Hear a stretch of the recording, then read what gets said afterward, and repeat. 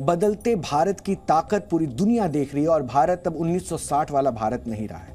ये बात अब दुनिया के ताकतवर देश भी मानते हैं और भारत के दुश्मनों को भी इस बात का एहसास है कि भारत से पंगा लेना उनके लिए बहुत भारी पड़ सकता है। अमेरिका की इंटेलिजेंस कम्युनिटी ने हाल ही में एक रिपोर्ट जारी की है।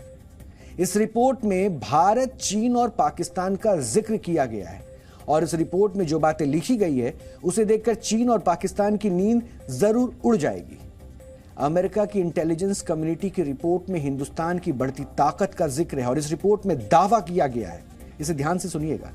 इस रिपोर्ट में दावा किया गया है कि आने वाले वक्त में यानी आने वाले समय में चीन और पाकिस्तान के साथ भारत के रिश्तों में तनाव और बढ़ सकता है। रिपोर्ट में यह भी दावा है कि भारत का अगर चीन और पाकिस्तान से तनाव बढ़ता है तो भारत इसका जवाब सैन्य कार्रवाई से देगा। भारत और चीन बातचीत के जरिए बॉर्डर पर जारी विवाद को कम करने की कोशिश कर रहे हैं। इसके बावजूद दोनों देशों के बीच रिश्तों में तनाव आगे भी बना रहेगा। 2020 में गलवान घाटी में हुए संघर्ष को पूरी दुनिया ने देखा था। तब भारत और चीन के सैनिक आपस में भिड़ गए थे। इस रिपोर्ट में गलवान घाटी संघर्ष को दशक का सबसे खतरनाक संघर्ष बताया गया और जिससे साफ है कि भारत और चीन के बीच जो तनाव बढ़ा हुआ है उससे अमेरिका भी परेशान है। अमेरिका की इस रिपोर्ट में अमेरिका के लिए भी सुझाव है और सुझाव यह है कि भारत और चीन के बीच बढ़ते विवाद में अमेरिका को दखल देना चाहिए, नहीं तो स्थिति खराब हो सकती है। चीन और पाकिस्तान भारत के पड़ोसी देश हैं, लेकिन दोनों देश भारत के खिलाफ साजिशों का जाल हमेशा बुनते रहते हैं। चीन की नजर भारत की जमीन पर है तो पाकिस्तान आतंकवाद के जरिए अपने नापाक मंसूबों को पूरा करने की फिराक में रहता है।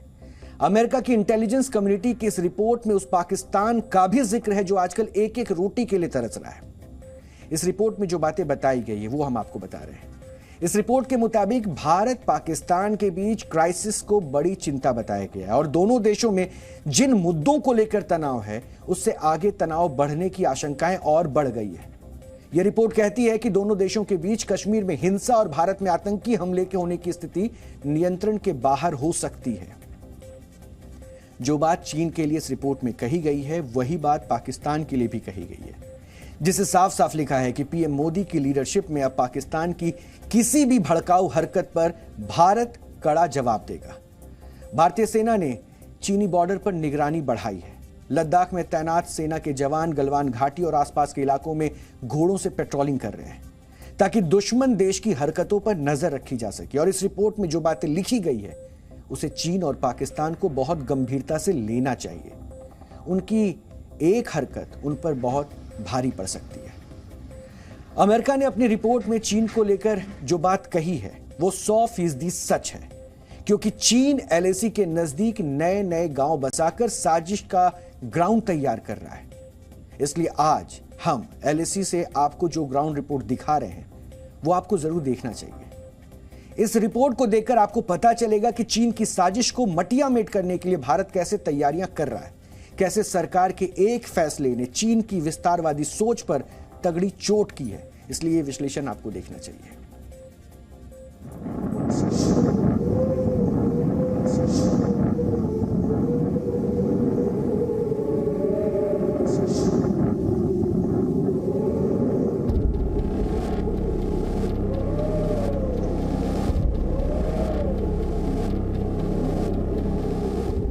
लाइन ऑफ एक्चुअल कंट्रोल यानी एलएसी। चीन कई बार एलएसी पर भारत की जमीन हड़पने की साजिश रच चुका है।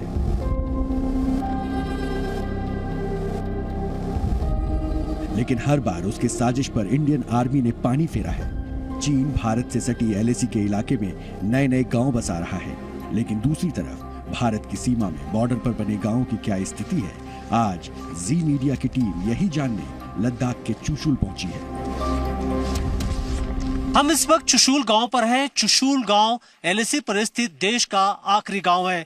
देखा जाए तो इस गांव में भी कई तरीके की दिक्कतें हैं और यहाँ के लोग भी इन गांवों को छोड़ करके ले या देश के दूसरे हिस्सों में जाने के लिए मजबूर हुए हैं।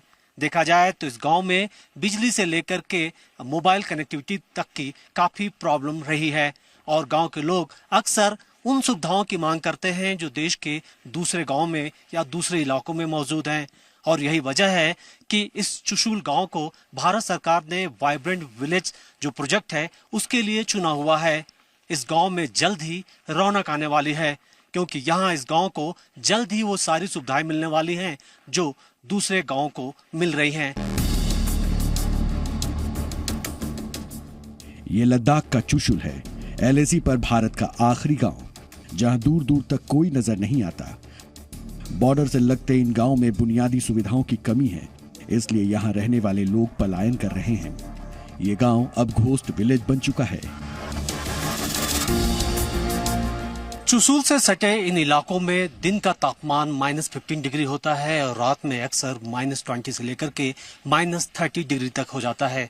यहाँ तेज हवाएं चलती हैं और जिसकी वजह से लोगों के लिए यहाँ रहना मुश्किल होता है, काफी ठंड पड़ती है और इस वजह से चुशूल गांव समेत जो दूसरे कई गांव हैं वहां से लोग पलायन कर जाते हैं। और अगर आप देखें तो यहाँ इसी तरीके से घरों के बाहर या तो ताले लगे होते हैं या दरवाजे आपको अक्सर बंद मिलते हैं। ठंड में इन इलाकों का तापमान -40 डिग्री पहुंच जाता है। हर तरफ बर्फीली हवाएं चलती हैं और बेहतर रोड कनेक्टिविटी न होने की वजह से गांव तक आना बेहद मुश्किल हो जाता है। यहाँ के बारे में कहा जाता है कि इन इलाकों में अगर आपसे मिलने कोई आता है तो वो या तो आपका सबसे खास दोस्त होगा या फिर सबसे बड़ा दुश्मन।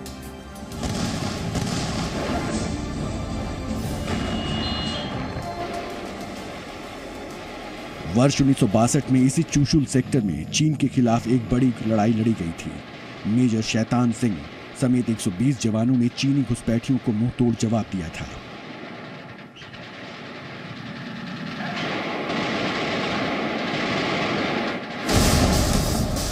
रेजांगला में उसी लड़ाई की याद दिलाता ये वही वार मेमोरियल है। भारत माता की जय, आईटीबीपी की जय, आईटीबीपी की जय, आईटीबीपी की जय। उस दौरान यहाँ 13 कुमायूं की चार्ली कंपनी तैनात थी और मेजर शैतान सिंह और उनके जवानों ने चीनी सेना पर जोरदार हमला बोला था, जिसकी वजह से चीनी सेना को वापस जाना पड़ा था। यहाँ रेजांगला वार मेमोरियल बनाया गया है। हम इस वक्त इस वार मेमोरियल में हैं और यहाँ आने के बाद आप देख सकते हैं कि जिस तरीके से इन जवानों की याद में तमाम उन लड़ाई के दौरान जिस तरीके से बहादुरी की मिसाल पेश की गई थी, उसका पूरा यहाँ पर एक तरीके से जानकारी दी जाती है। जब भी लोग चुशूल सेक्टर के इस इलाके में आते हैं, इस रेजांगला के वार मेमोरियल में आना नहीं भूलते। 1962 युद्ध की यादें आज भी चुशूल गांव के लोगों के जहन में जिंदा है। इनसे मिलिए, ये सोनम है। 1962 युद्ध के समय सोनम की उम्र महज 17 साल थी। युद्ध के समय सोनम ने गांव वालों को इकट्ठा कर चीन के खिलाफ भारतीय सेना की बड़ी मदद की थी। मेरा मतलब एज है 76, तो उस समय मतलब मैं 17 साल की थे। तो हमारा जो मतलब चुशूल गांव की जितना भी बंदे हैं, तो हर एक घर से एक एक आदमी निकाल के और जितना भी घोड़ा था और जितना भी याक था वो पूरा डिफेंस सेक्टर ऊपर को ले जाता था और हमने भी पूरा उनके साथ पोटर के काम सहयोग किया था। 1962 के युद्ध के बाद चुशूल में वक्त के साथ बदलाव तो आया है, लेकिन आज भी चुशूल गांव के लोगों को बुनियादी सुविधाएं नहीं मिल पाई हैं। इनकी मांग है कि सरकार जो सुविधाएं देश के दूसरे गांव को दे रही है, वो चुशूल को भी मिलनी चाहिए। यूथ के तौर पे ये कहना चाहता हूँ कि यहाँ के युवाओं को थोड़ा शिक्षित तो बेशक है, फिर भी वो लोग अनएम्प्लॉयड के तौर पे जी रहे हैं। तो यूथ को अगर एम्प्लॉयड लाइवलीहुड यहीं पे दिया जाए कि लाइवलीहुड के तौर पे टूरिज्म के थ्रू उनको कुछ रिलैक्सेशन दिया जाए। हाल ही में मोदी सरकार ने एक अहम फैसला लेते हुए वाइब्रेंट विलेज प्रोग्राम को मंजूरी दी है। 4,800 करोड़ रुपए खर्च कर बॉर्डर पर स्थित गांवों में सड़क, साफ पानी, 24 घंटे सौर और पवन ऊर्जा पर केंद्रित विद्युत आपूर्ति, मोबाइल और इंटरनेट कनेक्टिविटी, स्वास्थ्य एवं वेलनेस सेंटर के विकास पर जोर दिया गया है, जिससे गांव के लोगों की जिंदगी आसान बनाई जा सके। चुशूल गांव के लोग इस बात से खुश हैं कि सरकार ने उनके गांव को वाइब्रेंट विलेज प्रोजेक्ट के लिए चुना है। फिलहाल इस गांव के लोग पूरी तरह से आईटीबीपी और भारतीय सेना पर निर्भर हैं। तो हर तरीके की दवाएं आपके पास हैं? जरूरी चाहिए? जो कैंप का दौरान हमने उसी हिसाब से हम लेके आता है। जो इनका जो अभी रिसेंट हमको वाइब्रेंट विलेज का कॉन्सेप्ट में भी इन लोग का हेल्थ प्रोफाइल स्क्रीनिंग के लिए किया हमने, उसमें भी कुछ लोग का ऑपरेशन जरूरत है। हम डेटा भी कलेक्ट करके हमारा हेडक्वार्टर को भी दे दिया है। आईटीबीपी यहां लोगों की मदद भी कर रही है और बॉर्डर पर पैनी नजर भी रख रही है ताकि दुश्मन को वक्त रहते मुंहतोड़ जवाब दिया जा सके। गांव वालों को हाइजीन, सैनिटेशन का सामान, इस तरह की चीज़ों को जो हम अपने स्तर पर मुहैया कराते हैं, जिससे यहाँ के लोगों का जीवन यापन और यहाँ की सामाजिक परिस्थितियों के अनुसार सीमा पर आईटीबीपी और यहाँ के लोगों का बीच में सामंजस्य स्थापित रहे और यहाँ के लोगों का बल में और देश में विश्वास बना रहे और देश के प्रति एक देशभक्ति की भावना भी बनी रहे। मोदी सरकार के वाइब्रेंट विलेज प्रोजेक्ट से यहाँ के लोगों को एक नई उम्मीद जगी है। इन चेहरों को उम्मीद है कि सूने पड़े गांव में फिर रौनक लौट आएगी, उन्हें भी अच्छी सुविधाएं मिलेंगी। Z News.